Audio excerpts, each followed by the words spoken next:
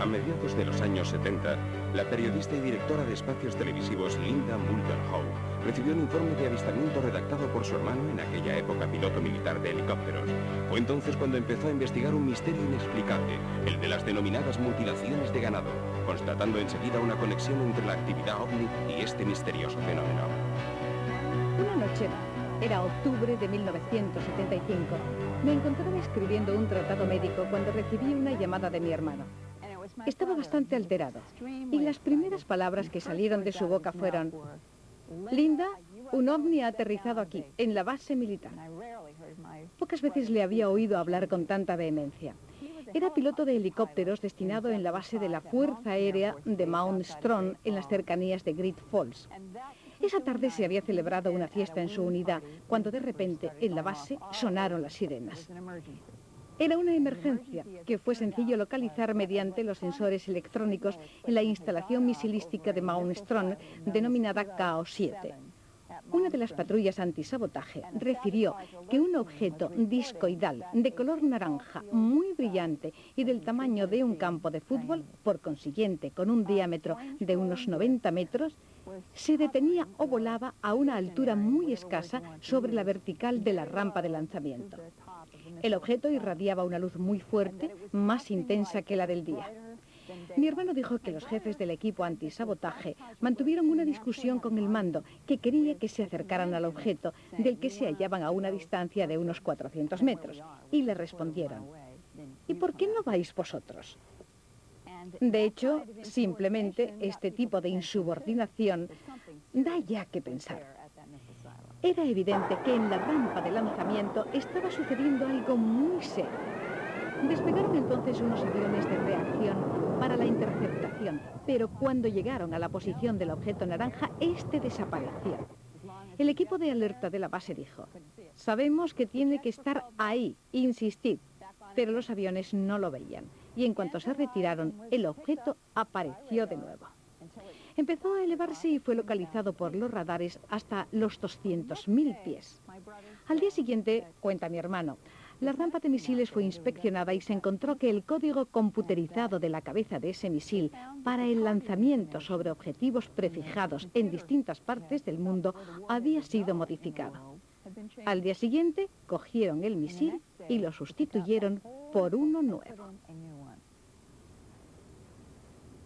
En el mismo periodo, en los alrededores de la base, algunos ganaderos encontraron reses mutiladas. Ese mismo año, el 75, mi hermano habló con un oficial médico de la base de Mount Strong cuando un granjero llevó a la base una vaca que presentaba ablación de los labios realizada quirúrgicamente y de manera perfecta. El doctor confirmó que los tejidos del animal habían sido drenados de sustancias hermáticas hasta tal punto que lo que quedaba de sangre no era rojo sino blanco rosáceo, lo cual para él, médico aeronáutico, resultaba inexplicable.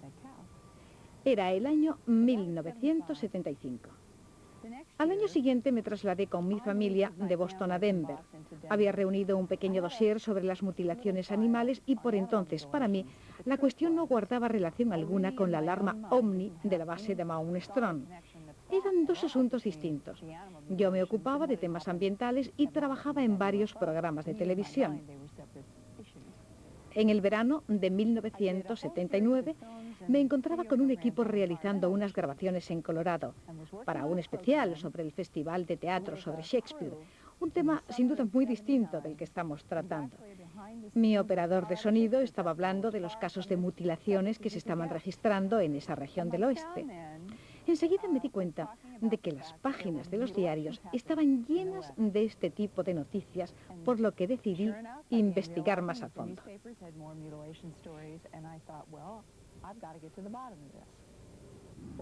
El fenómeno de las mutilaciones animales se remonta a fines de los años 60 y sé que en un principio atrajo la atención en todo el mundo de numerosas personas, aunque la mayoría pensaban que se trataba de la obra de animales predadores o de sectas satánicas. Así que me encontré en la situación realmente única e insólita de preguntarme quién podía querer investigar estos sucesos sobre una base seria. Y poco a poco me convertí en una autoridad en la materia. Pero tengo que decir que nunca sospeché que el enigma de las mutilaciones tuviera tal magnitud y se extendiera a nivel mundial. Pero las reses muertas son la prueba de que algo realmente insólito ha sucedido en nuestro planeta. Las mutilaciones han seguido llenando mis informes año tras año. Empecé a ocuparme seriamente del tema en 1979-80, cuando grabé el documental A Strange Harvest, mostrando una cosecha. El fenómeno era ya de alcance mundial y ha seguido siéndolo a lo largo de los años 80.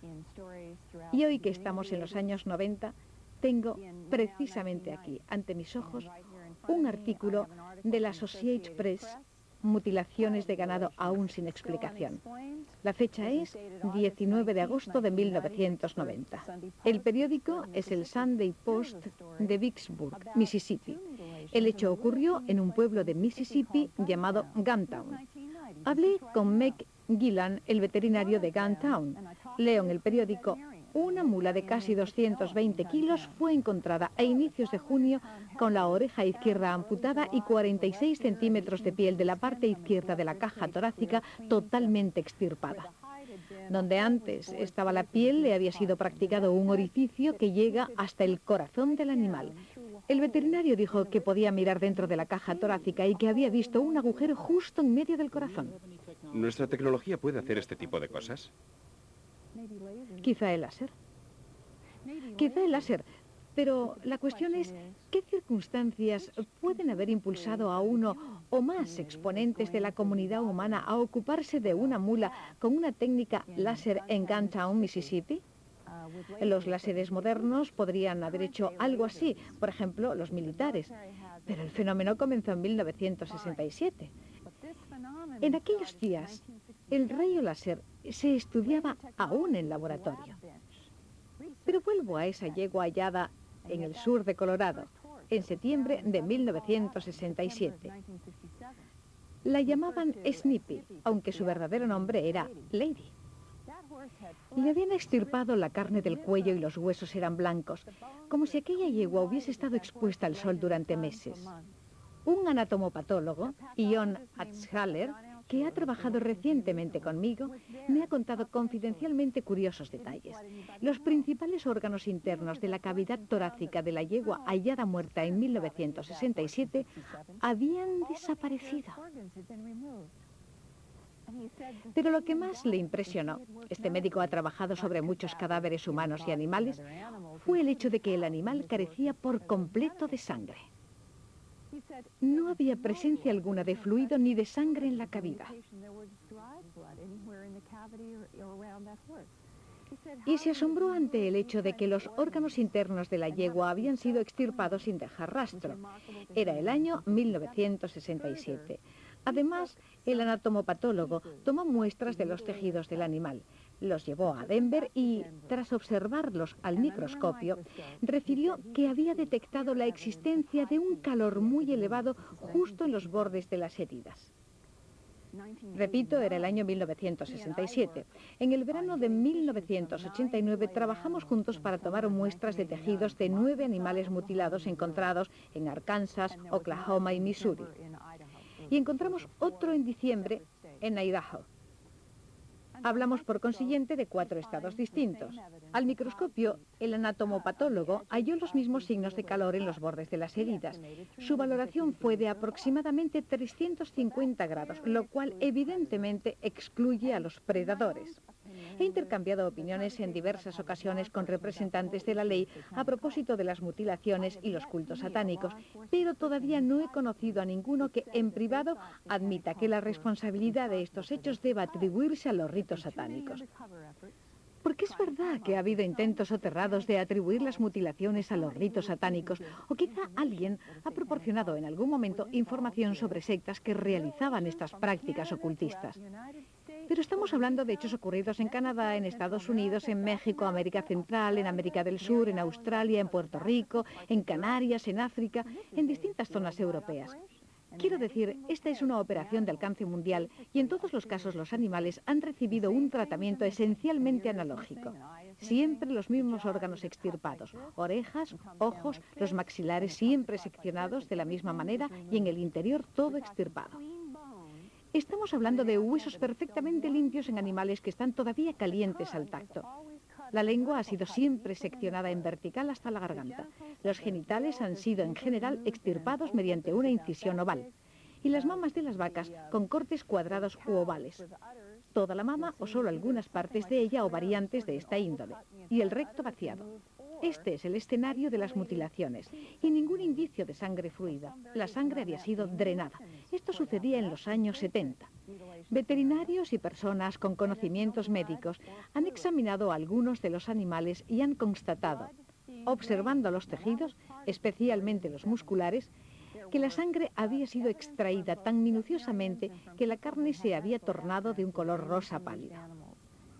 En los años 80 presencié numerosos hallazgos de animales mutilados y he hablado con gente que los ha estudiado y los resultados son variables. El tejido muscular de algunos animales es rojo, mostrando evidencia de la presencia de sangre.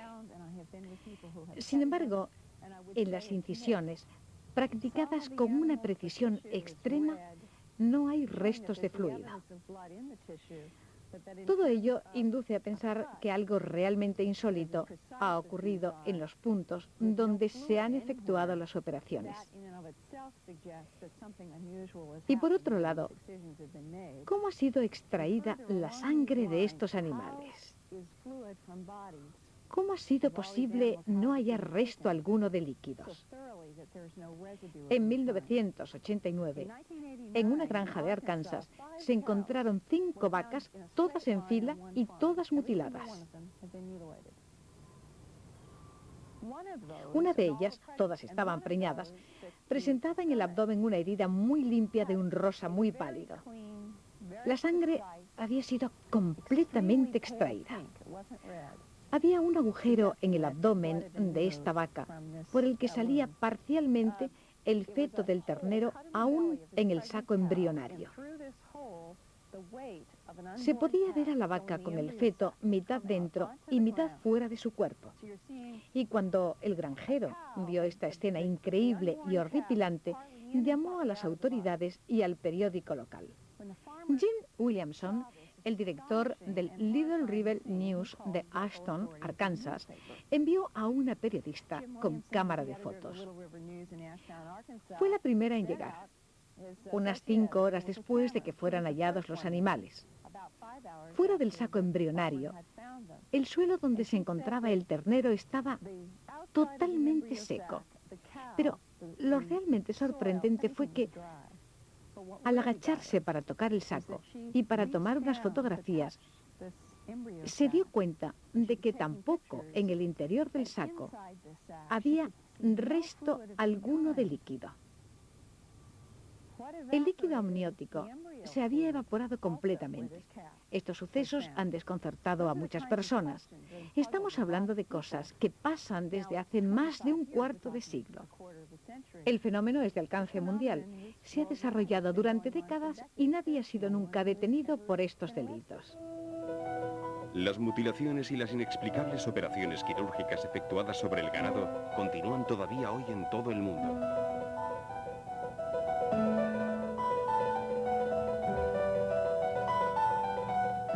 Presentamos a continuación a George Knapp, de la cadena de televisión KLS de Las Vegas.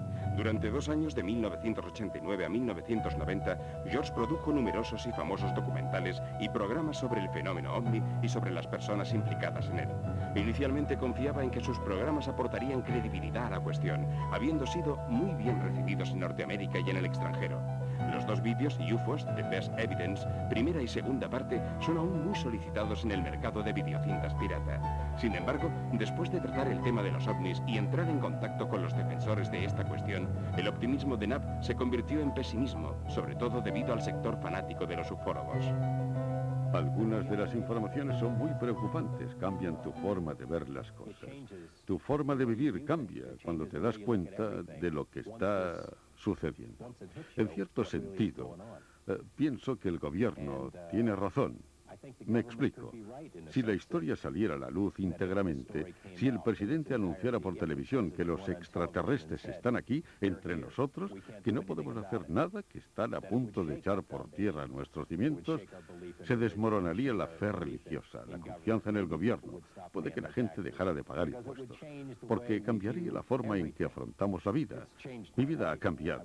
Quiero decir, no veo al Padre Eterno o algo así. Ha cambiado el modo en que me enfrento. La más controvertida de las historias de Nat sobre los ovnis tiene como protagonista al sedicente físico Robert Lazar. Lazar sostiene que trabajó en un proyecto sobre platillos volantes en el desierto de Nevada, en una zona llamada Site 4, y afirma además que se trata del top secret más impenetrable. Conocí por casualidad al doctor Edward Teller cuando trabajaba en el Laboratorio Nacional de Los Álamos, en Nuevo México. Me recomendó para un trabajo en el desierto de Nuevo México, un lugar llamado S4, junto al Área 51, donde se desarrollan numerosos proyectos gubernamentales top secret. Edward Teller es el director del programa, y creo que una persona sugerida o aprobada por él debe ser considerada como muy fiable. Siempre me han fascinado los pequeños motores de reacción. Había construido e instalado un motor de reacción en un pequeño Honda Civic, un coche de ciudad. Y el hecho ocupó la primera página del diario de Los Álamos, El Monitor. Por coincidencia, pues de hecho aparecía anunciado en la segunda página del periódico, Edward Teller estaba ofreciendo un seminario sobre el SDI, el Sistema de Defensa Espacial, en Los Álamos. Creo que era el mes de junio de 1982. Al entrar en la sala donde se celebraba la conferencia, yo pensaba que habría mucha gente, pero no fue así. Llegué con 1 hora y media de antelación y Ed Teller estaba sentado allí fuera. Acababa de comprar el periódico y estaba leyendo la primera página. Yo pensé, esta es la ocasión para presentarme. Puedo decirle, yo soy el joven sobre el que está leyendo, siempre he querido conocerle, y así sucesivamente. Y quizá charlar un poco. Efectivamente hablamos. Él parecía interesado en algunos temas, yo quería conocer su opinión sobre otros, y nos tomamos un café y un brioche juntos abajo en la cafetería. Bueno, así nos conocimos, tras lo cual asistí a su seminario. Un tiempo después me trasladé a Las Vegas y decidí ingresar de nuevo en el sector científico. Envié mi currículum a los numerosos laboratorios dispersos por todo el país, así como a las agencias gubernamentales de investigación. Envié también un currículum a Ed Teller. Él me llamó y me dijo que había mandado mi currículum a alguien en Nevada. Se trataba de un proyecto clasificado como secreto y dijo que pronto me llamarían. El teléfono sonó a los 20 minutos. Era para la entrevista. Está claro que Ed Teller no se limitó a hacer una recomendación. Era una auténtica orden. Esa persona debía mantener una entrevista para ese trabajo. Eran los primeros meses de 1989 y yo había sido incluido ya en el proyecto, aunque lentamente, dado que mientras tanto el gobierno estaba llevando a cabo unas minuciosas investigaciones sobre mí. Era algo distinto a todo aquello para lo cual había trabajado hasta entonces. Recibí de Los Álamos la autorización Q, algo muy extraño, pues me habían dicho que había 38 niveles por encima del nivel Q. En aquella época era necesaria una orden ejecutiva para hacer efectivo el cargo, y la orden ejecutiva fue firmada por Ronald Reagan. Permanecí en el programa poco tiempo, hasta abril de 1989, me parece. Luego nuestros caminos se separaron. Al principio, durante las entrevistas, no me fue nunca declarado explícitamente, bien, Bob, trabajaremos con platillos volantes, o sobre las naves extraterrestres recuperadas de accidentes, o algo así. Mi cargo era de ayudante del director del cuerpo. Oficialmente tenía que trabajar sobre las técnicas más avanzadas de propulsión. Obviamente, cuando empecé a trabajar, a leer las instrucciones, me di cuenta de la naturaleza del proyecto. Teníamos que estudiar el origen de los vehículos voladores, la raza o el tipo de alienígenas que pilotaban la nave, cuáles eran su aspecto y su estructura física sobre la base de los informes de las autopsias y cosas así. En cuanto vi el material, comprendí que no se trataba de un proyecto corriente de investigación. Estábamos llevando a cabo una operación de ingeniería inversa. Nosotros teníamos el vehículo, una nave extraterrestre, y debíamos descubrir cómo funcionaba. Teníamos el producto final y debíamos descubrir la técnica de construcción, las leyes de física por las que se regía. Estaba, pues claro, el asunto sobre el que estábamos trabajando. Lo más extraño era que nunca se dijo una sola palabra explícitamente sobre el tema. Vi el vehículo volador, un gran platillo, un platillo volante, el típico platillo volante. Incluso entonces pensé, bueno, esta es obviamente una nueva creación del gobierno, una especie de objeto volador experimental, quizá un avión de combate del futuro, lo cual explica todas las locas historias sobre los platillos volantes, y nosotros tenemos que probar este aparato. Pero el momento más emocionante se produjo cuando vi el interior del vehículo y observé que el equipamiento y los asientos eran extremadamente pequeños, construidos para criaturas muy pequeñas o para niños. Naturalmente los niños no habrían tenido permiso para entrar, pero esto sucedía antes de que yo entendiera de qué se trataba. Estamos hablando de cosas extrañas y de tecnología que no existe. Las investigaciones a realizar sobre el vehículo habían sido repartidas minuciosamente. Había un grupo que se ocupaba específicamente del equipamiento para la navegación, otro de la metalurgia del vehículo, y otro más que trabajaba en la propulsión sobre el sistema de empuje del vehículo, que era aquel del cual se ocupaba mi grupo. Es decir, un sistema de investigación que permitía estudiar y entender a fondo lo que estaba ante nosotros. Así, en poco tiempo, ya que esa era nuestra única tarea, logramos reunir bastante información sobre el funcionamiento del vehículo. Es casi imposible comprobar mi empleo allí. En Los Álamos han negado que yo trabajara alguna vez allí, del mismo modo que hizo Kiermaier, el subarrendador de Los Álamos. Pero hemos encontrado una agenda telefónica del laboratorio con mi nombre. Había colegas que estaban dispuestos a testificar a mi favor, pero en general Los Álamos había mantenido todo oculto, negando incluso que yo viviera o hubiera vivido alguna vez en la ciudad, aun siendo conocido por muchas personas. Cuando Lazar fue citado en 1990, el juez confirmó también que el científico resultaba ser un hombre carente de ciudadanía. Qui c'è un fascicolo W2 che dimostra che Lazar ha lavorato per i servizi dell'intelligence navale degli Stati Uniti. E vedo ancora che il suo nome è presente in un'agenda del telefono del Laboratorio Nazionale di Los Alamos. È ovvio che sembra molto difficile avere informazioni sul signor Lazar da parte delle fonti governative. Enormemente difficile. Enormemente difícil. Los avistamientos de ovnis no son lo único que sucede aquí en el desierto de Nevada. El periodista e investigador privado Tony Pelham ha pasado innumerables noches por todo el desierto de Nevada y ha encontrado reses mutiladas, extrañas luces en el cielo y hostiles guardias sin distintivo de reconocimiento. El desierto por fuera está lleno de patrullas con uniforme de camuflaje. Llevan M16 y no tienen ninguna insignia de reconocimiento. No son de las fuerzas aéreas, no son del ejército, no tienen ningún tipo de distintivo. Estuve a punto de chocar con ellos en una o dos ocasiones.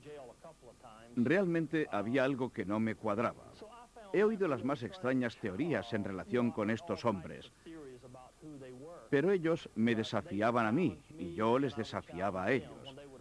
Cuando se acercaban me preguntaban, ¿qué estás haciendo aquí? Y yo respondía, ¿qué estáis haciendo vosotros aquí? Esta es tierra de todos. Estaba rondando alrededor de un área prohibida. Mi opinión es que el gobierno esconde algo que está mucho más protegido que el avión invisible F-117 o el U-2, algo clandestino. No sé si ahí puede haber una base subterránea alienígena, no sé si habrá ovnis o extraterrestres. Solo sé que tienen un aparato de seguridad mucho mayor que el que se ve habitualmente alrededor de cualquier tipo de instalación militar. No entiendo por qué los guardias de uniforme no llevan ningún distintivo. Cuando les he preguntado, ¿sois de la aviación o del ejército? Ellos no han respondido. Me dicen solo que abandone la zona. Las patrullas me han cogido y han llamado al distrito de policía del condado de Lincoln en 3 ocasiones. y cada vez han extendido un informe sobre mí y me han ordenado que no me vuelva a acercar a la zona. La última vez... ¿Con qué pretexto? Que no tenía nada que hacer allí, junto a unas instalaciones secretas. Yo he explicado que estaba a más de 1 milla de la base, que me encontraba en un territorio libre. Unos meses después, 6 meses después, me acerqué al Range Madeleine para realizar unas tomas de un todoterreno de los que utilizaban. Nunca he corrido el riesgo de pasar al lado de la zona protegida, pero alguna vez he llegado cerca. Al volver al Álamo, el sheriff pidió verme, rellenó otro montón de documentos y de modo muy formal me dijo: «Mr. Pelham, esta es la última vez que le avisamos. La próxima vez, y hablo en nombre de mis superiores, si usted vuelve por esta carretera y se acerca nuevamente a la base, va directo a la cárcel. Punto». En una ocasión en particular tuve una extraña experiencia con unas luces que en un principio parecían muy lejanas, pero que luego en pocos segundos pasaron a estar sobre mí. Pero nunca he ido allí con una cámara a grabar. No he ido nunca a ver a George Knapp ni a nadie para decir que había visto un ovni. No sé lo que vi aquella noche. Poco después, ya de vuelta, un todoterreno se me acercó desde una carretera lateral. Salieron de él los militares en uniforme de camuflaje con sus M16 y me preguntaron cómo era que venía de una instalación militar. Respondí que no era verdad, respondí que solo estaba ahí, sentado en el desierto. Me preguntaron: «¿Qué estás haciendo?» Y yo: «Estoy mirando esas extrañas luces». Y ellos: «¿Qué extrañas luces? ¿Qué luces? Nosotros no vemos ninguna luz». Luego fui al norte de Las Vegas, al norte de una zona conocida como Área 51. Pasé por muchas granjas al cruzar el condado de Lincoln y el condado de White Line, y encontré muchos animales muertos, algunos de ellos mutilados justo como había descrito Linda Howe en su libro A Strange Harvest. Estoy absolutamente convencido de que se trataba de reses mutiladas, absolutamente idénticas a las mostradas por Linda Howe en su A Strange Harvest de los años 60. ¿Habló usted con los propietarios de las granjas? Exacto. En un caso en particular, cuando mi hijo y yo encontramos un toro blanco y negro que tenía todos los signos clásicos de la ablación del maxilar inferior, de una oreja y del recto. Y la res no había sido tocada ni por coyotes ni por otros predadores. No había ningún tipo de huella en los alrededores. Cuando me acerqué a la gente que había acudido para enterarse de lo ocurrido, se limitaron a irse. Pregunté entonces en un par de granjas cercanas y me dijeron: «Sí, alguien ha robado ese toro, le ha disparado y luego lo ha dejado ahí». Bueno, esto no era verdad. Ese animal había sido mutilado. Hablé con las personas que desempeñaban cargos importantes en estos condados y me dijeron que, habiendo investigado poco tiempo atrás estas muertes y teniendo en cuenta los informes de la policía, según ellos los episodios de mutilaciones eran atribuibles a algo ajeno a nuestro planeta. Dijeron que no creían en absoluto que se tratara de coyotes o de algún otro animal y que no había ninguna huella. Es imposible que alguien se pueda acercar y pueda llevar a cabo este tipo de mutilaciones sin ser visto ni detenido. Como poco deberían existir huellas. Y luego está el hecho de que se hayan producido miles de mutilaciones de esta índole en todo el país y que ni tan siquiera una haya sido explicada. Ni una sola oficina de policía ha resuelto un caso. Es así. Los principales exponentes de estas comunidades no quieren ponerse ante una cámara y decir: «Sí, pienso que se ha tratado de algún tipo de extraterrestre». Pero lejos de las cámaras dicen lo que piensan, las extrañas luces y los numerosos avistamientos de ovnis en la zona. Está claro que existe una conexión entre las mutilaciones de los animales y las extrañas luces en el cielo. Yo solo he tratado de probar o de refutar lo que está sucediendo. Y en lo que a mí respecta, estoy seguro de que las vacas han sido mutiladas por algo que nadie ha sido capaz hasta ahora de explicar. Nos quedamos pues con la impresión de que el enigma de las mutilaciones animales, aún hoy totalmente inexplicable, tiene conexiones específicas con manifestaciones alienígenas en nuestro planeta. Una presencia alienígena que podría contar con el encubrimiento del gobierno estadounidense. En nuestra próxima cita trataremos de analizar esta increíble posibilidad, afrontando los misterios del Área 51.